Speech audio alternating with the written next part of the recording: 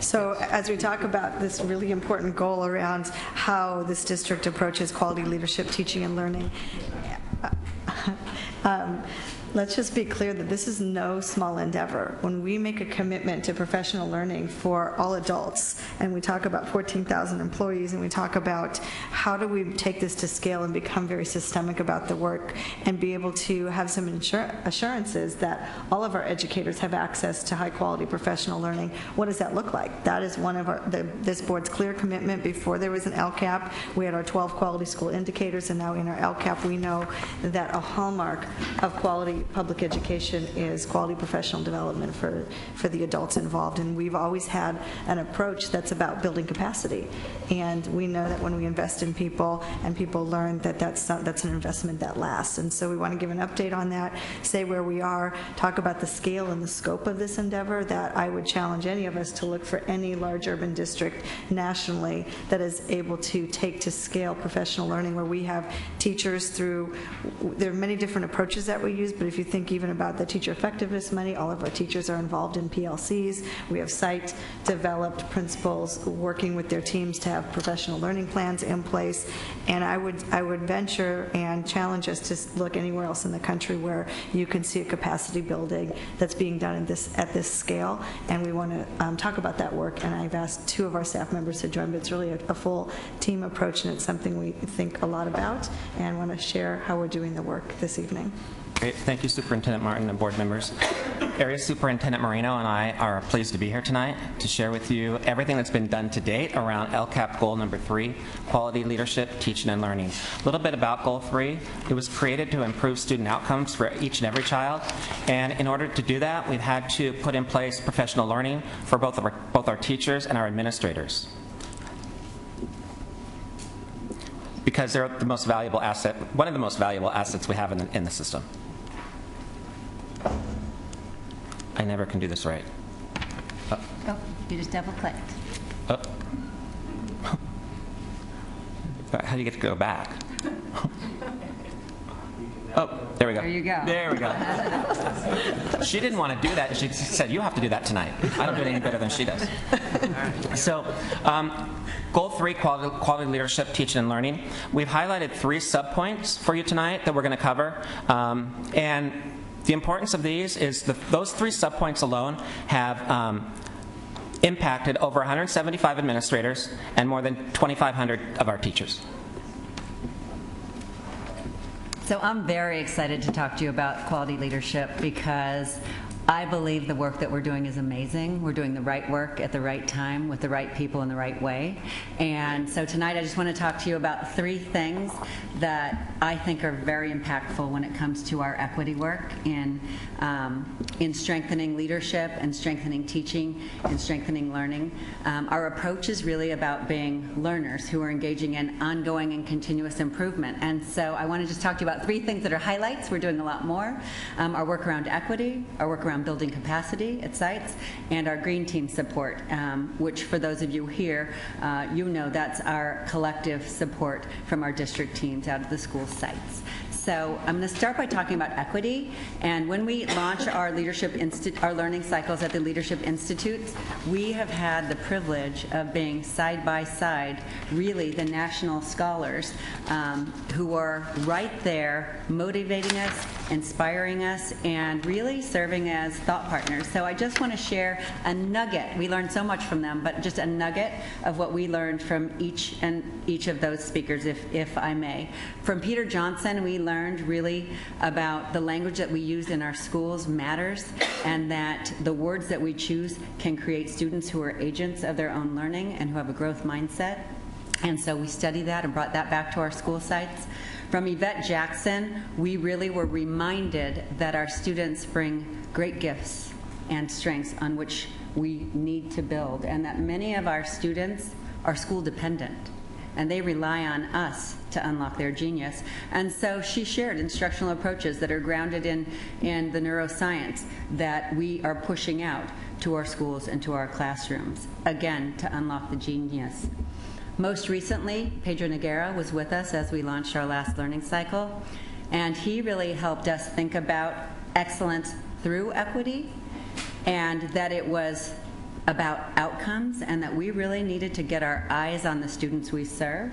And so what we're doing now as a result of our work beside Pedro Noguera is when we go into classrooms each and every day with leaders, we're really looking through the lens of the learners who haven't yet been served well.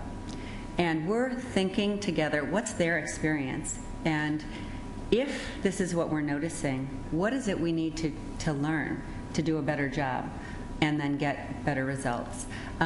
This is game-changing work that we're doing, and we're able to take it right to practice, so I'm very excited about that. Our work with the National Equity Project has really helped us as leaders build our capacity to lead a very complex system in a very complex endeavor, and think about the leadership moves that we need to make, and most recently thinking about how are we going to build teams that are rally behind that work and stand beside us. And so that work I feel privileged to be part of. The next piece of work I want to talk to you about is the building capacity work. So each of the leaders in our schools, the principals, see themselves, their job is to strengthen teaching and learning. That's their job. And so they each have developed I'm just going to give you this quick high level, each have developed a building capacity plan. And so what they're doing is they're looking at data, they're identifying a narrow focus. Based on that narrow focus, they're situating themselves as teachers. What do I need to teach teachers and staff to do differently so that we can get different outcomes? And then they're going into classrooms as learners and seeing how that learning take hold and taking it right back up to what is it we need to learn. So I want to just share a quick example that will sort of paint the picture a little. I think it'll help you understand a little bit better. When you think about, in particular, the equity dilemma that many of our schools face around English learners. And they looked at the hard data and said, wow, we really need to do a better job. And then our leaders and leadership teams, the ILTs, went into classrooms and started taking a look at the soft data. And what they were noticing were there were limited opportunities for engagement and meaningful work, and maybe limited opportunities to talk. And so they thought, what narrow focus, what can I teach teachers and staff to do differently that will be impactful around that? And so some schools decided they would focus on collaborative conversations. And so with their ILTs, they planned professional learning, they read research, they looked at strong models, they planned lessons together in lesson study, and they went out to see how that was taking hold.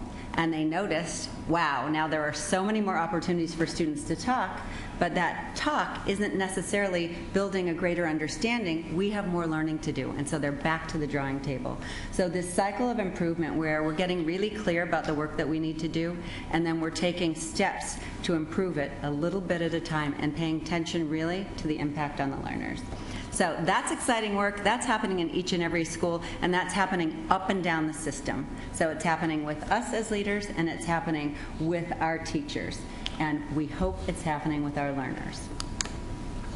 The last thing I'm going to talk about is building capacity through coordinated support. You've heard this called our green team. I wish I had a catchy reason for why they're called our green team, but they're our green team, and that means go.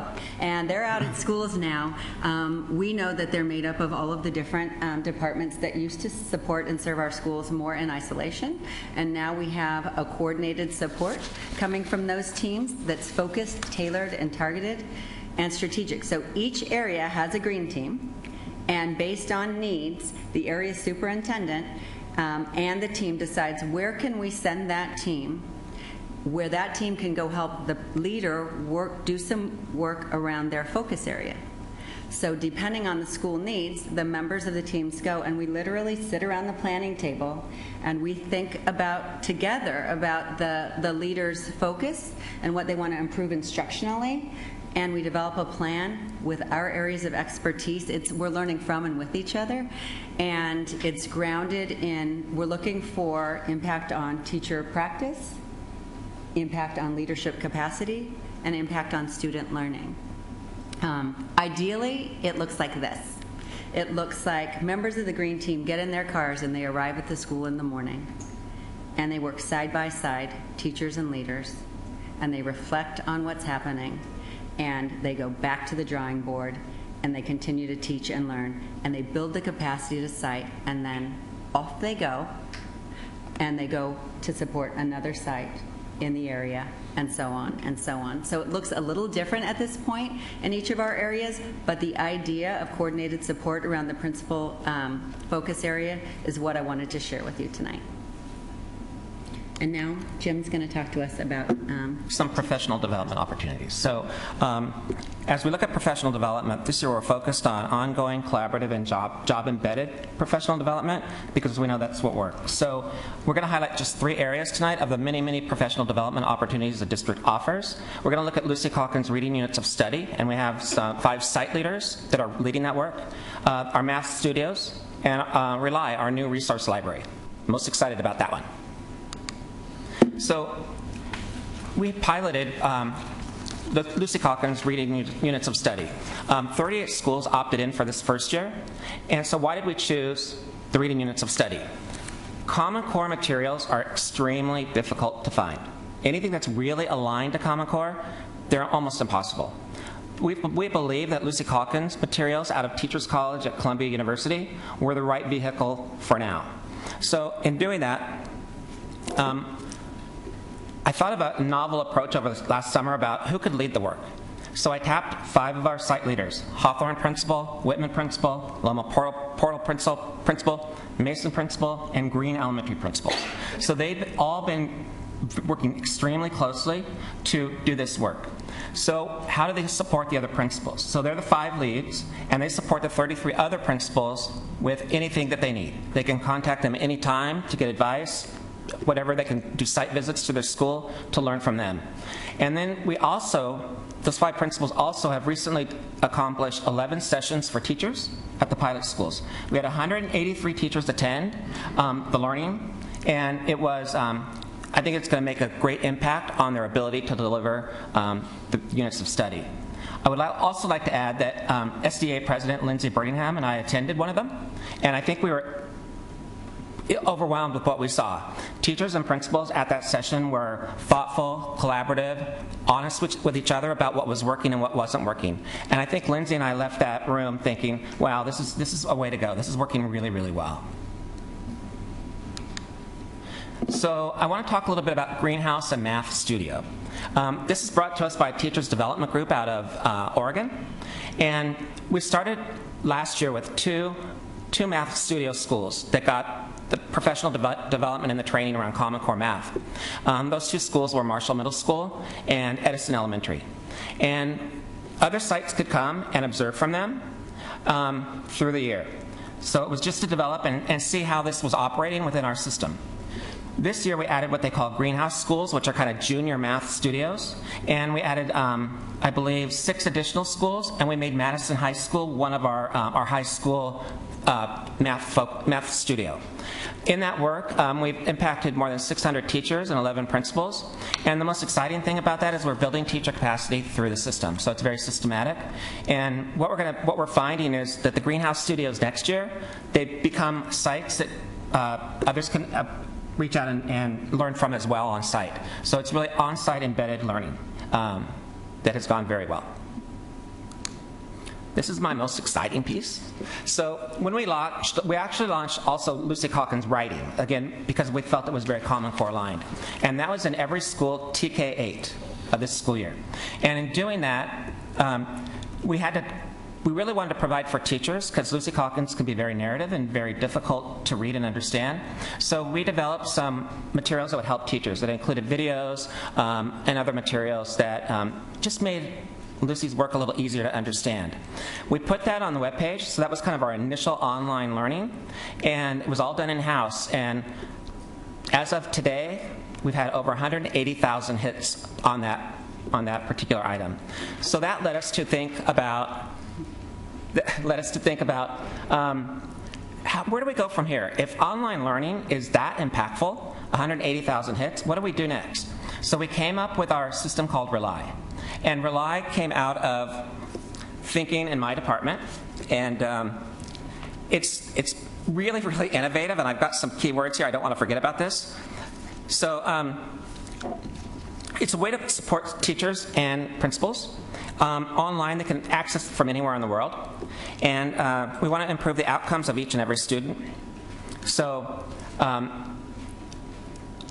things that are on Rely are all built in-house. It's exclusive to us. I think we're probably the only large urban district that has this system in place right now that's actually built in-house. You usually go out and find videos that are produced outside. But we use our own students and our own teachers to do that. So I want to give you just one snippet of what teachers can access on our Rely Resource Library. Did you get the play on words? Resource library, Rely. Okay.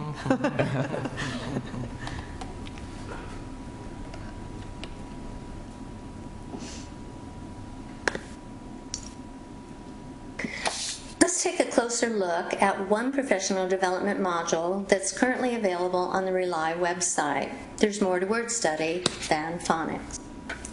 This module covers all the word study components that are identified in the Fountas and Pinnell resource that was purchased for teachers. It was originally designed as a 6-hour session, so teachers will likely not access these materials in a single setting. The hyperlinks allow teachers to move around the study to match their time, their needs, and their interests. A strong word study program clearly requires content knowledge. Teachers need to understand what it means to really know a letter, why sight words matter, which sight words matter, and how to teach for transfer. In this case, we're studying the sound units that our youngest learners need to control, both orally and orally. In addition to knowledge building, there are links to current research sprinkled across the module, research that can help us build better understanding of the what, the why, and the how. Teachers will find lots and lots of practical ideas for teaching foundational skills, in this case, teaching sound units and sound manipulations. Teachers will find tasks that support phonemic awareness in ways that are interactive and fun.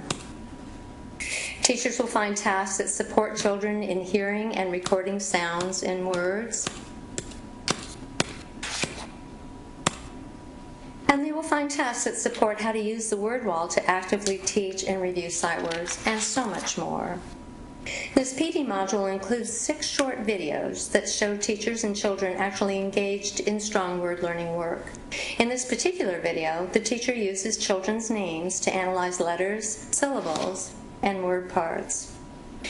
In this video, the teacher engages children in making words, an interactive task that supports recording sounds across a word.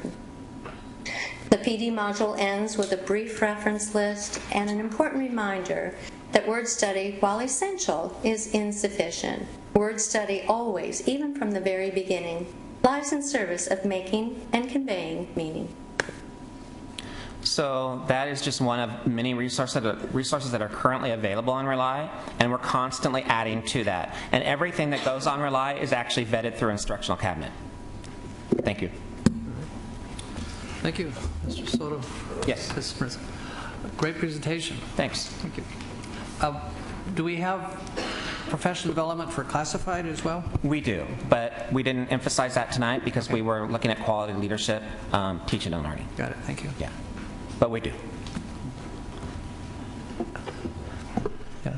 Trustee Whitehurst-Payne. Thank you. I enjoyed the presentation also, but I have several questions and/or comments. You talked about when students are learning, and you have to go back and put it in context after they get into groups and start collaborating. But you can get the random discussion, so at some point the teacher has to learn how to select which conversation is going to go forward. That's going to drive the instruction of where he or she wants the lesson to go that day. I think that's something that Project Gear Up is using right now with Access, so that's in alignment with some of the other research, and I think that's a great idea. The other question that I had is, in my community, I hear a lot about the blueprint, and the superintendent indicated to me that a lot of that is woven into what you're doing. So could you give me some dialogue about that? I can. I believe that the work that we're doing, when area superintendents are walking side by side with leaders and leadership team members each and every day. And when we're going now, we're talking to the leader about, so talk to us about the students who represent your equity dilemma, and let's go experience that lesson through their eyes. So we will literally put our eyes on particular students who may be stuck in their learning, who the principal has identified as not accelerating, and it is through that data that we gather that we begin to problem solve together about what we might need to teach teachers next. And I feel like lately it's been coming back to the planning table. How will we teach our teachers how to design lessons, tier 1 instruction, with these learners in mind? Sometimes we're out there and we find great strengths. We have teachers who have learned how to do this, and we're thinking, how do we leverage that? But the daily work of paying attention to who's learning, who's not learning, and what their experience is, and then rethinking what we have to teach, I believe is making a difference for all the learners. Thank you. Related to that, so what you're really saying is that rather than to have a canned program that you identify as a blueprint or whatever the program is, that you're really using a strategy of looking at all the children and determining who needs additional support and what kind of support that child may need in a real fashion rather than in something that's pre-planned and programmed. Is that what you're saying? So it's not formulaic, and it's not just a simple answer to a complex problem. That our solutions are coming from what Ms. Moreno was saying was actual observations in real time of students. You can have a perfectly crafted, beautiful textbook lesson or solution or strategy, and the teacher's delivering it, and our eyes are on the student, and how is the student receiving that? And so that was astute to say it's not textbook, it's eyes on students giving us feedback if what we're doing is working. Any others? Yes, Trustee Evans? Yeah, and I might direct the questions too to the superintendent. This is a great presentation. One, it says develop leadership capacity and professional development. And I'm wondering about the feedback loop on this in terms of the professional development that is being received, the principal institutes and so forth. What sort of feedback do we have informally in terms of, there's an institute, there's a professional development for teachers, 80% said it was very relevant to what they're doing, 10% thought it was a waste of time.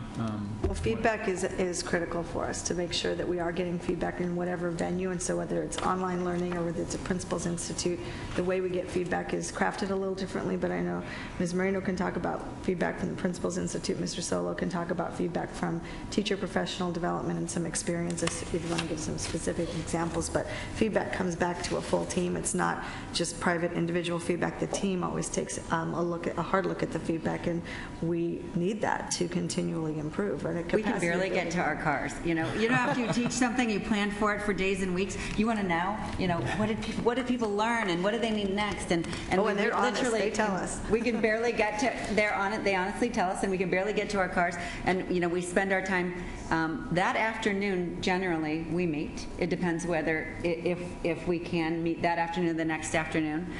We meet and we gather, and the very first thing we do is reflect on what we learned by reading the reflection sheets, and we talk about, so what did principals learn? What do principals need next in their learning? And we take that then into designing our half day and our full day. So that's an important point. So you always have a reflection sheet. Because I'm assuming there could be a certain number of either outspoken or enthusiastic people who come up to you and really sort of reinforce what you're doing, but a quieter person might not have the same the ones feedback. we read first. Okay. No, we actually really appreciate honest feedback because we need to design the next learning opportunity, and we need it to be meaningful. And so we ask and we adjust, and we ask and we adjust, and we try to work together to think about how to make the just right adjustments. We're learning also. So there are reflection sheets for, I believe, all professional learning. There are. Half day, full day, institutes. for every teacher professional development, there's an evaluation at the end as well. For one of Lucy Calkins' events, we had about 500 teachers attend a session that she provided at night. So to come after school and have 500 teachers was impressive. So we had online comments there. Huh? Is Lucy Calkins a real person? Yes, she is. Yeah, and she loves San Diego Unified right now. Yeah, she is. Amazing. Sounds like Nancy Drew. I actually put some of the quotes on a couple of the pages that are directly from teachers that had to do with that particular item I shared. So, and then also Lindsay and I co-created a survey. We co-created a survey last year for teachers around curriculum and instruction, and we need to do that again. It's about that time.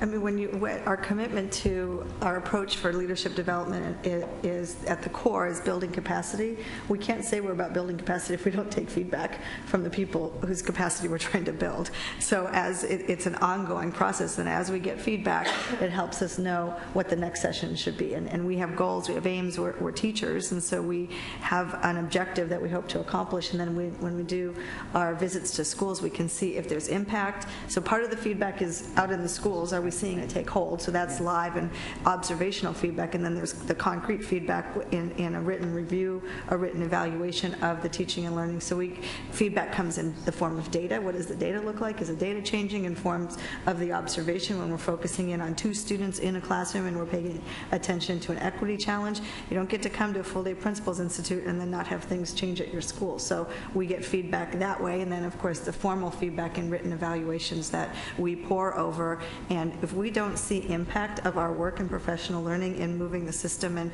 providing the best learning conditions, that's our feedback that what we just tried didn't work and we have to adjust for the next time. So we continually adjust and adjust based on what we hear in both written observations and then visual and then the data pieces. So feedback is multidimensional. Just one more quick question. On the math studio, I heard Edison, Marshall, etc.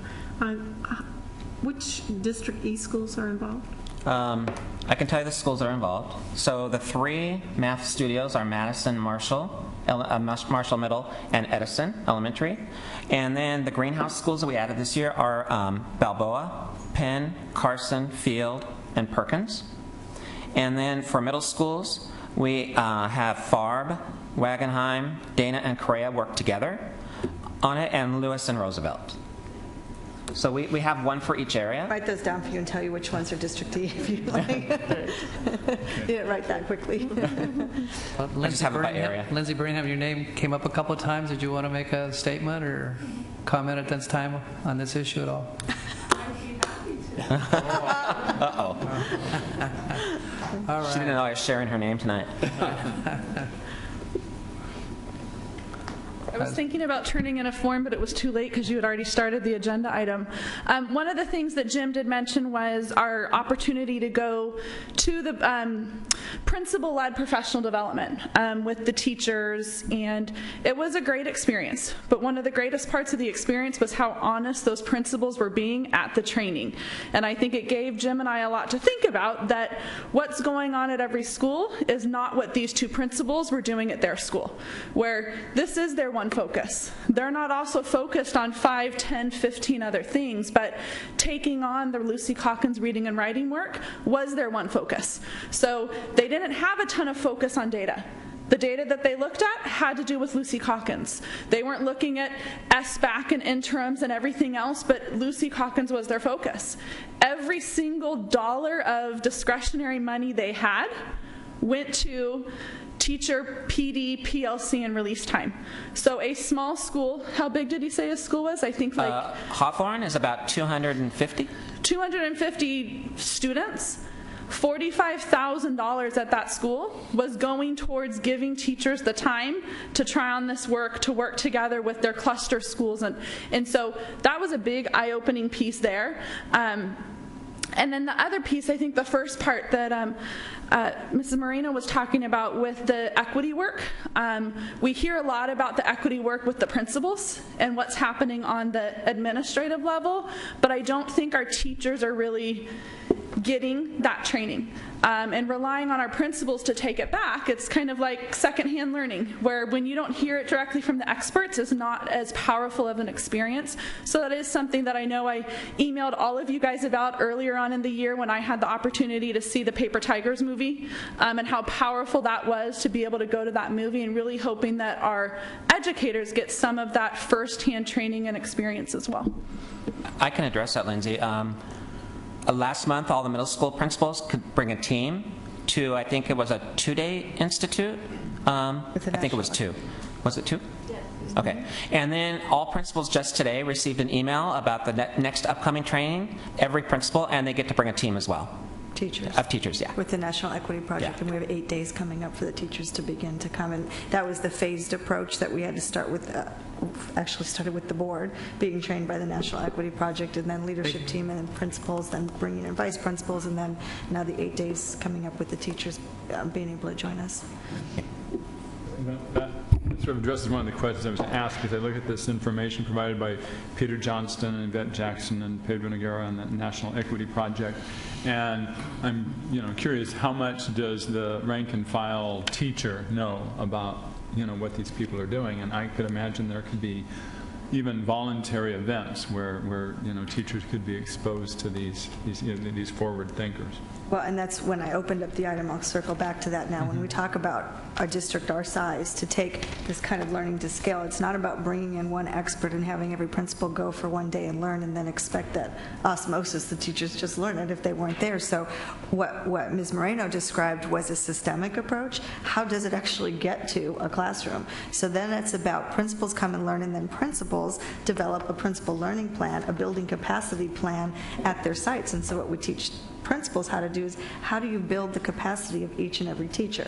Teachers are reaching each and every student. We're reaching each and every teacher, and that's happening through that systemic approach of we come together as a whole group, principal learning, and then they go back out to their sites, and then when we have a half-day principals conference and they work in their triads and we do our site walkthroughs, the learning that when we learn from an expert, principals then design the professional learning at their sites based on what they've learned.